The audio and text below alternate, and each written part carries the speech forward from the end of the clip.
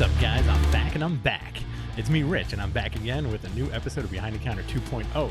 This week, we talk to the writer of Made in Korea out from Image Comics, Jeremy Holt. Check it. Hey, guys, welcome to the show, Jeremy Holt. Jeremy, how's it going? Good. Thanks for having me. Hey, listen, I really appreciate it. I just told you, as soon as I read Made in Korea #1, I was like, I got to get this person on the horn. I want to talk about this book. I love this book. I know issue 6 is coming out December 8th, if I'm not mistaken. Yeah, actually December 8th. Yeah. Cool. Very cool. A couple weeks.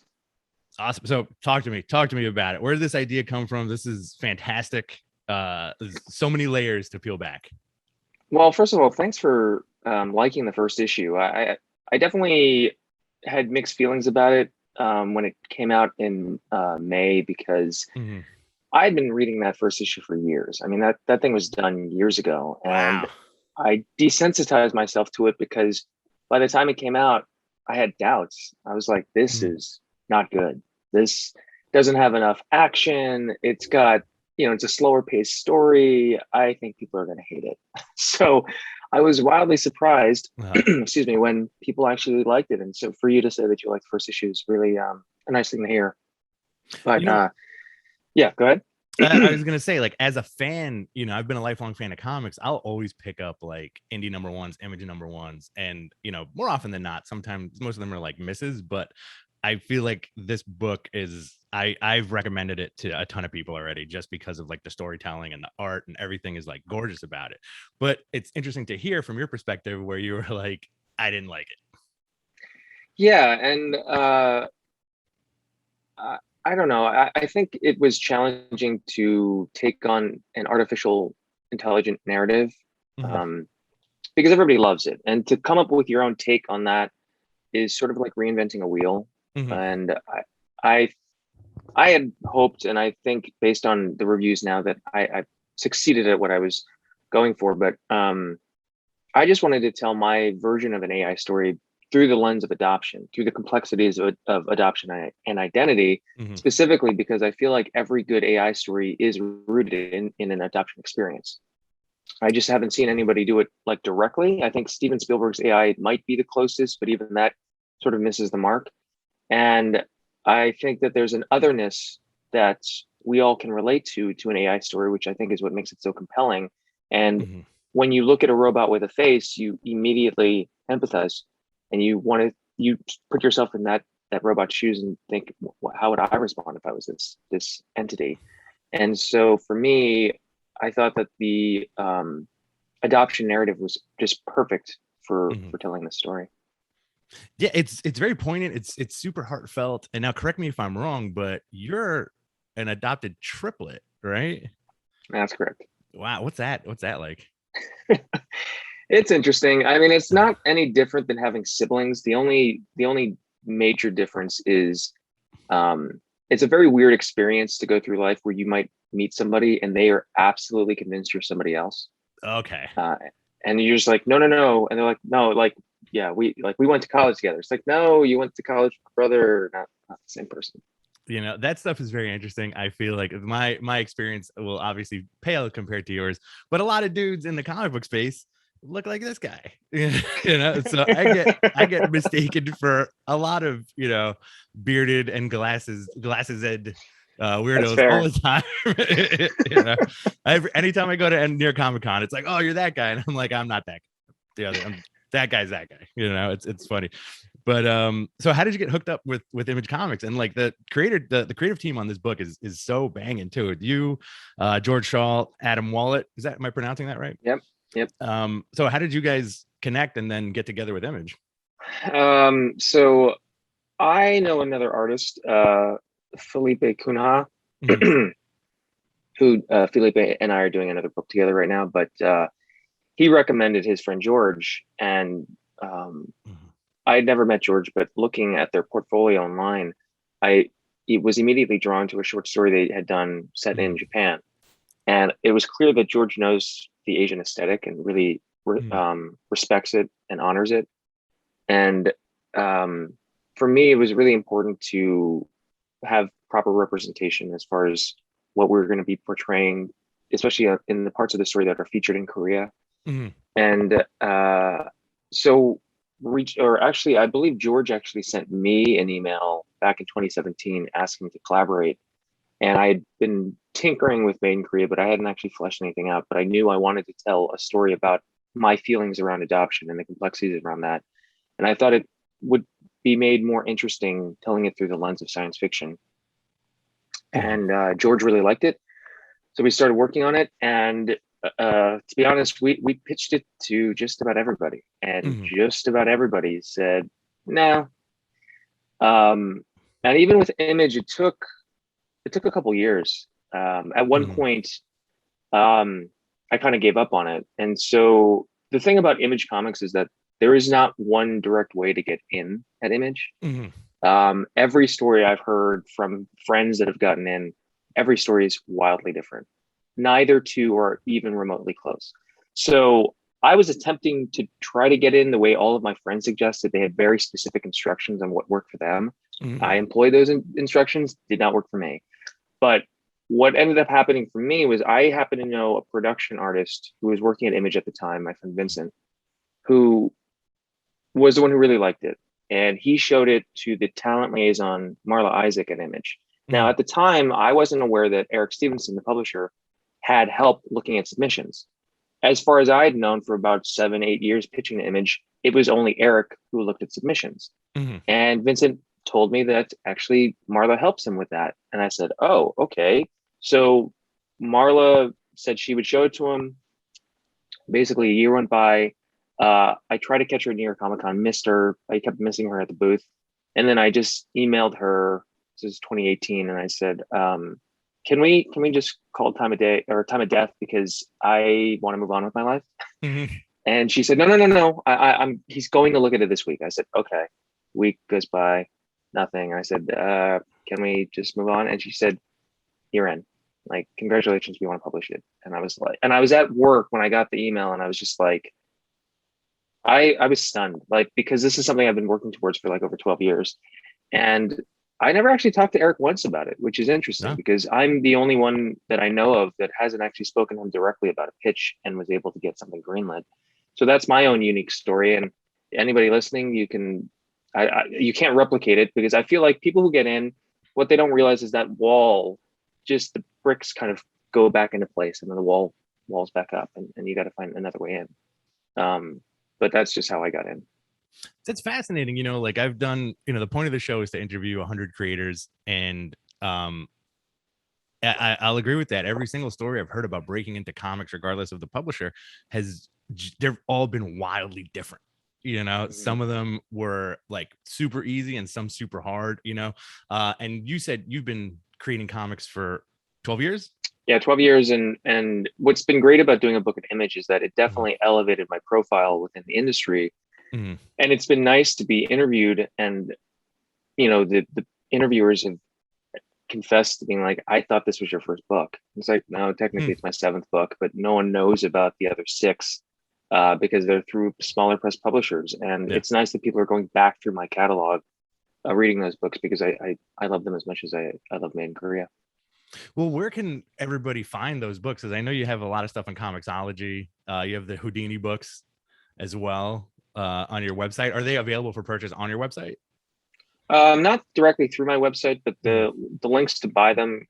Yeah, I did 4 books with Inside Comics, which is an indie publisher. Mhm. So I did a 2 book series focusing on Harry Houdini as a covert spy for the U.S. government, um, and then I did a time travel story surrounding music. Music is a form of time travel in Mhm. this book called Skip to the End. That's also through Insight, and then a book I co-wrote with my friend Tim Daniel called Skinned, which is a sci-fi romance, I'd say. Um, and yeah, I think those books are still available as far as I know. I haven't checked the inventory on any of them. And then I have a romantic comedy graphic novel that I did with Comixology Originals that you can get on Comixology, and it will be in print through Dark Horse sometime next year. Oh, that's awesome. They're good folks over there too. So were you a lifelong fan of the medium? Um, no, My oldest brother kind of got me into it. So Mhm. he was a collector as a teenager, and I read some of the stuff he had on him, and I think I'm pretty sure I was reading Jim Lee's run on the X-Men. Mhm. And I was following the story a bit, and I really liked the art.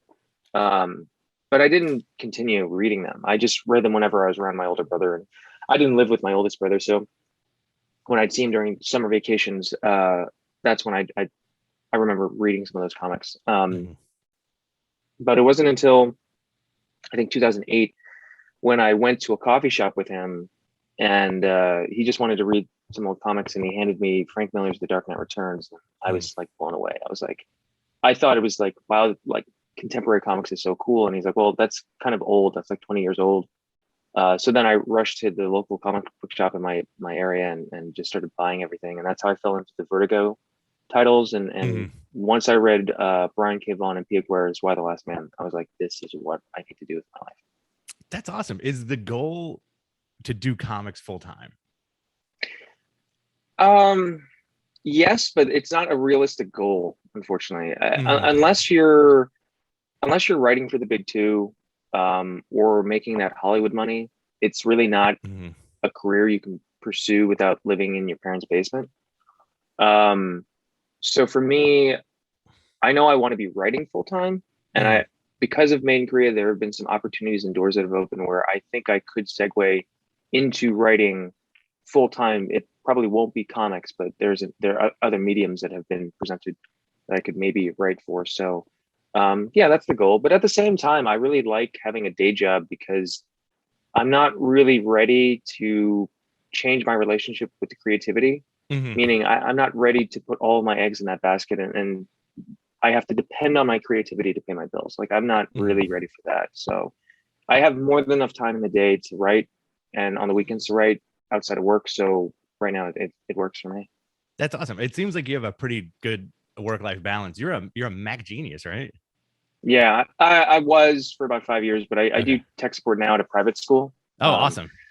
Yeah, it's very basic now. I mean, I work at a technically a nursery that's pre-K through third grade, so there's Mhm. not a lot of tech being used because the kids are just like finger painting and learning the alphabet. Yeah, yeah. But it's a pretty low stress job, and I like everybody I work with. That's awesome. And you're in New York, right? Yeah. Going forward, what's next after Made in Korea comic book wise? Now, you said you have a lot of opportunities. It's kind of interesting how that works specifically with comic books, where like you break through the door and then all of a sudden it's like, hey, you can write comics. I think with like any profession, you can write comics. Can you write X, Y, and Z? Yeah, I think for me, I would definitely like to strengthen my connection at Marvel. I did a Mhm. 5-page short for them for their Marvel Voices anthology.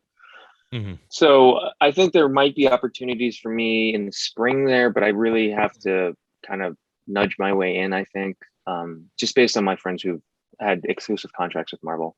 Yeah. So that's an avenue or an opportunity that I need to kind of press on. But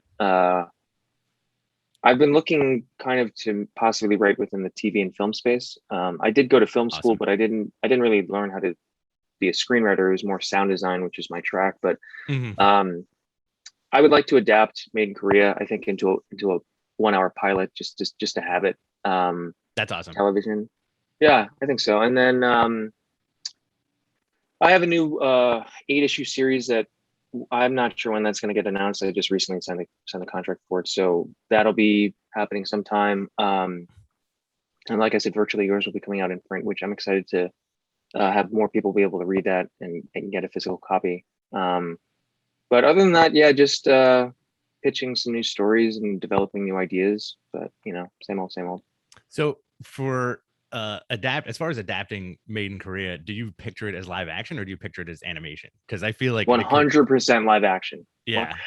and I've had friends ask me this, and I'm surprised by how many kind of boo when I say live action. I was like, Mhm.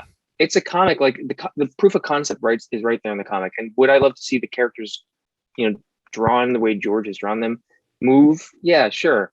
Uh But I've always been drawn to live action. I've always been. I've never been a huge animation fan. Like I do mhm. love animation, but like for me, my go-to entertainment is live action.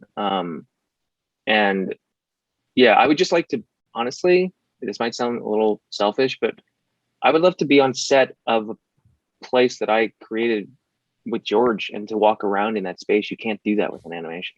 That's not selfish at all. I think that's, anybody who's a creator wants to see that happen. Do you do fantasy casting in your head for Made in Korea? Oh yeah, 100%. Yeah, give me some, yeah. give me some actors and actresses possibly for this. I mean, I think that early on, just because I saw an image of two of them together, I thought that Steve Yeun and Alan Kim from Minari, just the father son, something about that really struck me, and I was like, oh, they'd be perfect, but of course they're like now impossible to get a hold of. I think GJ Lee, I think that's how you pronounce his name, from Squid Game, 456. Yeah. I would love to see him as the bioengineer. I think he would be absolutely perfect. Just something about his character in Squid Game. There's a certain desperation that is very evident in the bioengineer Kim Dong-chul, because he lets this thing out in the world and he's desperate to get it back. And I think that JJ would be perfect for it. I could totally see that. Yeah, that's as far as I haven't cast her adopted parents in my mind. Those could be just about anybody, I think. But yeah, Nancy Riley and Catherine Hahn. Oh snap. Okay. Not bad. But I think your pick for the bioengineer is perfect. Just because like I when my wife and I watched Squid Game, it was fantastic, and I'm a big fan of sci-fi, and I felt like his portrayal of that character was almost very like Philip K. Dick, where it's like very like a kind of like a desperate guy who can't help but be himself, even though it's to his own detriment. Yeah, it was a tremendous performance, because he wants to be a good father. He doesn't have the means to, but he also can't help himself from gambling. And it's like, it was an interesting glimpse into addiction. And when you dig yourself in a hole and you don't realize that you continue to dig, and you're digging deeper and deeper, and then you realize, oh wait, I can't get out of this. Yeah. It was very fascinating. What are you inspired by? Are you like a music guy? Like what do you put on? What do you do to get you in the mood to write and create? Absolutely music. I have to put on certain soundtracks. Those get me in the headspace almost immediately. As far as inspirations, to be quite honest, I've been kind of in a writing slump in the last couple months. I just haven't written anything, and I'm not great with self-imposed deadlines. I'm much better when someone says, okay, this is due in 3 weeks. Then I'll be off to the races and I have no problem writing. But so I mean, I've been watching a few things for this. This new 8-issue series. I've written three of the 8 issues, so I'm ahead of schedule. But I need my editor to be like, okay, we need this on this day. Just makes it a little easier. Yeah, it does. And like for most of my books for the last few years, I've definitely created soundtracks for either the characters or the world itself. Just because it quiets my mind and it like transports me to a place where I'm like living in that space. You mentioned soundtracks. Like what are some of your favorites that you throw on? I think anything by Trent Reznor and Atticus Ross. Okay. Thomas Newman, so the American Beauty score is something I've listened to a lot for most of my projects. And those are the two main ones that I listen to. And both the scores that they produced are very versatile, and I can use them for very different genres when I'm trying to write. But I mean, with Skip to the End, I was obsessed with Nirvana. I am obsessed with Nirvana, but that story is like my homage to the band, and I fictionalize the band, and I focus on the basis of this one's famous punk band, and his best friend commits suicide, and then he finds a guitar that allows him to travel back in time, and he wants to try to save his best friend. And I was listening to Nirvana every day for like 3 years. Wow. And I still listen to Nirvana every day, but so that worked for me at the time. Yeah, that's awesome. Well, those Nirvana albums are tough to beat because they're so tight. you know, and they were Yeah. so unique for the time. So I may ask you a cheesy question. Sure. Now you said you want to strengthen your relationship with Marvel. Are there any characters right off the bat that you're like, I need to write this. I need to write this character. I need to write this story, etc. Honestly, no. I mean, when I did the 5-pager, I was asked the same thing by my editor, and I said, well, I think I said Jubilee, and he said Taken. I said naturally. Yeah. I said Psylocke. He said, oh, that's an interesting one. I don't know if you've been reading up on her, but she's no longer Asian. I was like, Yeah. oh, that finally went back. Oh, okay, never mind. And so I didn't really have any options. So I just said, I'd like to write a biracial character. Can you find me a biracial character? Okay. And he's like, I'll go looking. And then he calls me and he says, you know, it's kind of embarrassing to admit this, but we don't have a lot of biracial characters. He's like, DC has a ton. We don't have many, but we have one character named Silhouette that was part of a 90s teen superhero team called the New Warriors. And she is half Cambodian, half Black, and is also disabled. I said, perfect. And so I just read all the back issues they sent me, which I, as an Asian person, I take offense to some of the narrative in the original run of that storyline. Yeah, I'm sure. Yeah, and also like some of the representation kind of misses the mark hugely. Yeah.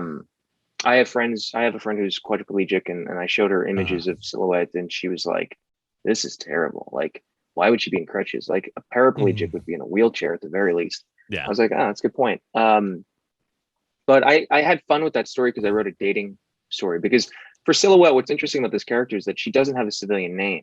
So how does she compartmentalize her life that superheroes have to do? How does she walk around in her day-to-day life without a name? So in my mind, she had to create names to go on dates, because you can't just say, I'm Silhouette. It's like, wait a minute.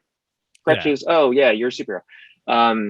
And for me, I thought that it was an interesting thing regarding identity for this character, because when she's fighting crime, no one is questioning her ethnicity, her disability. She's just kicking ass like the rest of them. Yeah. But when you're in the real world with civilians and you're going on dates, those are the two things that would probably get focused on in a very strong and potentially negative way. And you know, how does one navigate those conversations? So that was my pitch. And honestly, I'd like to just be able to write some of my sensibilities like that into one or two or however many Marvel storylines. And I like the fact that I gave her a civilian name, which is now part of her canon. So her name is awesome. Janelle. So it's fascinating too. Like, I think it's pre where we are now with the internet and social media. Like, when you read those old, like, I don't even say old, like just stuff from like the 90s, even the early aughts, where you're like, ooh, this is a little racist, you know, or like, oh, this does not age very well, you know. But it's you know, it's cool that, you know, like we have creators now that are like really taking that into account. It is very fascinating. I mean, I think a really good example of that, I think about a lot, is Seinfeld. So the George character is so problematic. Like, I've come to realize, and I've rewatched Seinfeld beginning to end like 10 times. Oh yeah. And George Costanza exhibits one of three, or if not all three traits in every single scene. He's either an incel, a men's rights activist, or a pickup artist. And he's so wildly insecure, and he would totally be canceled today if he was a real person. For real. But it's funny because like he seemed like the more relatable, grounded, like just kind of irate guy back in the 90s. But now looking at it through the, you know, 21st century lens, I'd say Kramer in a lot of ways is the most likable and the most evolved. He's the most progressive on the show. And I think that Elaine is also an amazing character because she is hanging out with three guys that are generally unlikable. Yeah. And she doesn't yield to them. She doesn't, like, she lives by her own means, and she's like, doesn't want to get married, has a job, has a career, like goes on dates. Like, it's just a very independent woman, which I haven't really seen in, you know, modern day sitcoms. Yeah, that is 100% accurate. I'm also a fan of Seinfeld, but you know, like I agree with every single thing that you just said. I agree with you 100%. The Elaine character is fascinating too, because You're absolutely right. Like the female lead in every sitcom since probably the beginning of sitcoms was always like almost portrayed as a damsel in distress or just Yeah. set dressing, you know? Yeah. Yeah. I think that I was having a conversation with my wife about George the other day too, where I was like, I remember watching it younger and thinking George was in his 40s, you know, but those characters are all in their early 30s. Oh, oh, right. Oh, that's interesting. I think I thought of them in their 40s. That's weird. Right, like but they mentioned their ages a lot. Like Jerry would always say like I think there's that one episode with the pants. He was trying to fit into like size 30 pants and he's like, "Oh, I'm 30 Oh, slim." yes. You know? Yes. Oh, I mean, what's weird is like Kramer definitely could not pass for his 30s. There's no No. way. Like if I met a 30-year-old like that, I was like, well, in one episode he's smoking so much he looks like a catcher's mitt, but like that's weird. Huh. It's kind of funny how that works. But yeah, I mean, like, you know, now we live in like an awesome age of like where there's so much inclusion in comics and it's awesome, you know, and you have Yeah. so much cool stuff going across the board. Like all the I don't know if you've been reading all the X-Men books lately, but like what Hickman did for it, it's like it's such a great representation, I think, within comics of Yeah. the society that we live in. You know, it's I very think that's fascinating. I think it's a really good first step, but for me, I'd really like to see more representation Mhm. with the writer. So like Vita Ayala is like a great example of like a non-binary person Yeah. writing for Marvel. And it's like, more of that, please. Like, Hickman's an amazing writer. I'm not bashing him by any means, but like to be able to talk about some of these complex things like gender identity or Mhm. just not being white, I'm sorry, I think other people other than white people should be writing those narratives. And Yeah. I think it's a good first step because, what I want to ask you is like, as, someone reading comics and loving comics, like, Mhm. what are your feelings towards people that are just so against the inclusion and like saying like, oh, it's a political agenda and like, I don't want to read these anymore. Like, Yeah. what are your thoughts on that? My thought, I honestly think it's completely asinine and extremely stupid, to be blunt.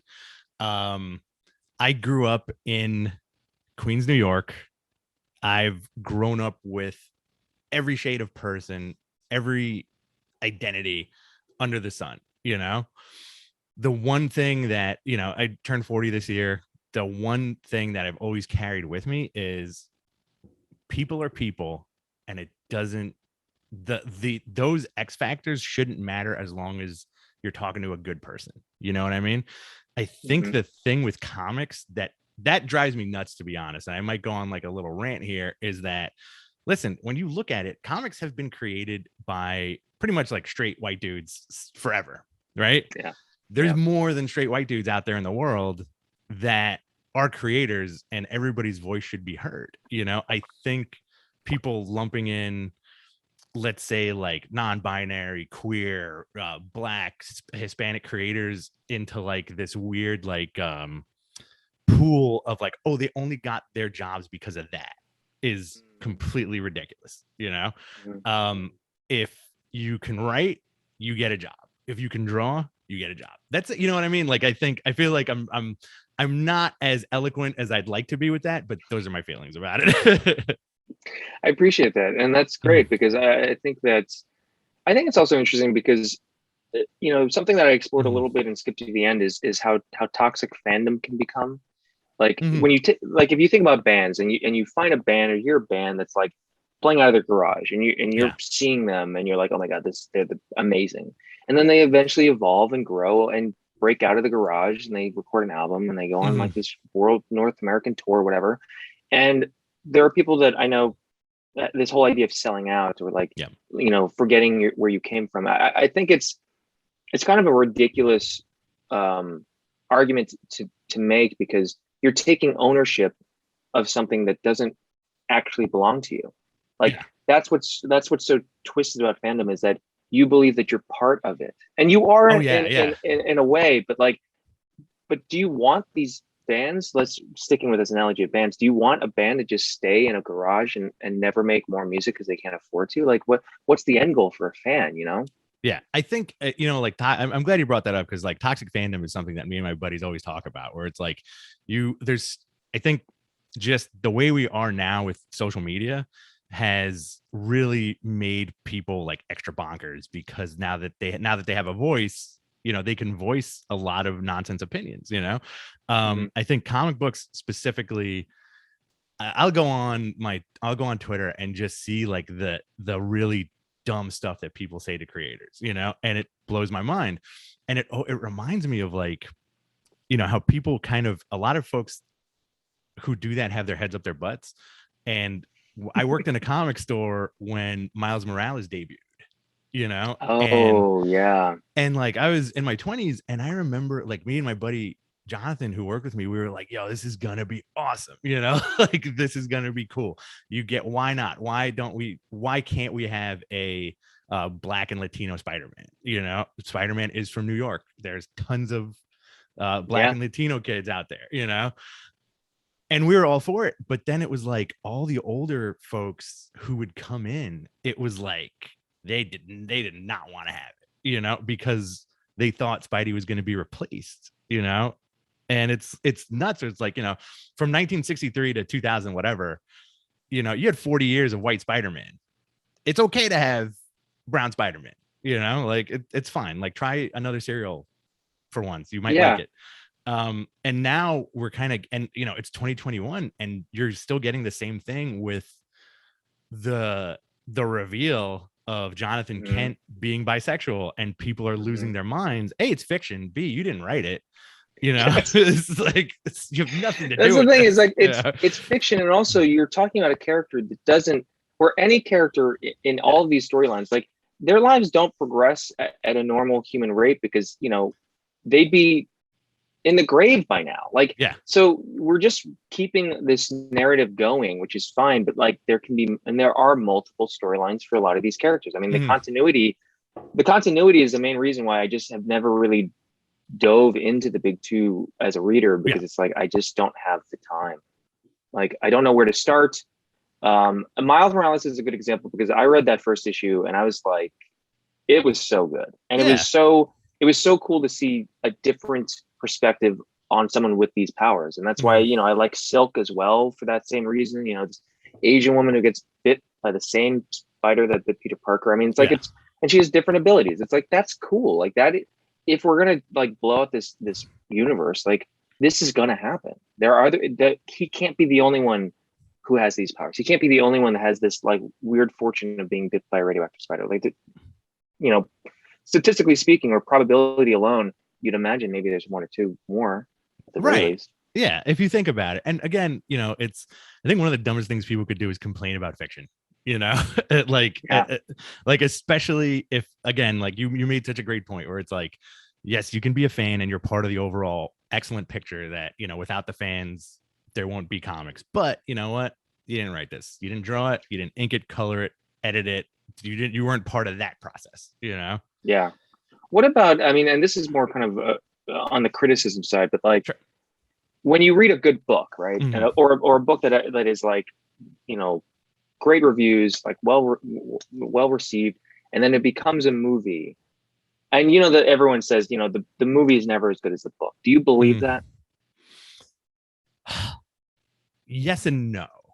um I'm gonna use Dune as an example, because you got the David Lynch Dune movie, which is wild and operates perfectly as a movie on its own, and you have the new Dune that came out, which is, for the most part, it's like 90% book accurate, you know.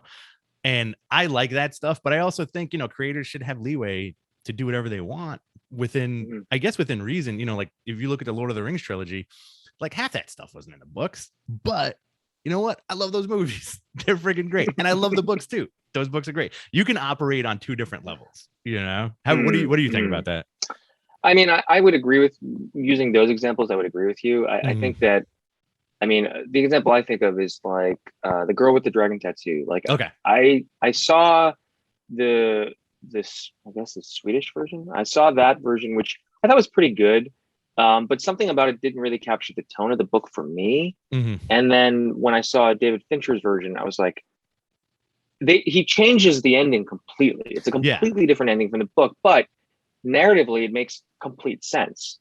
And I think more so the music with, again, Reznor and Ross's score, hmm, but Fincher's cinematography, or at least how he shoots his films, there was so much more in line. And the way that Rooney Mara depicts Elizabeth Salander is exactly what I imagine in the book. Like, she's for just sure. has a much more severe look than Noomi Rapace has in the first film. So it's like, Yeah. yeah. So I think that it can work. I think that also you just have to understand, yes, it's someone else taking on their vision of this, and it's not going to be, you don't want, and like, I think Watchmen, the film, is an example of like Snyder trying to be as accurate to the book, and it Hmm. doesn't work as a movie. Right. And I don't think it's a good movie. I think that the Watchmen TV series is way better, blows that out of the water. Absolutely. But yeah, you can't just stick to the source material page by page, because it's not interesting. Something about it falls flat. No, I agree. I agree with that. I agree with that. Jeremy, what is the sandwich of your dreams?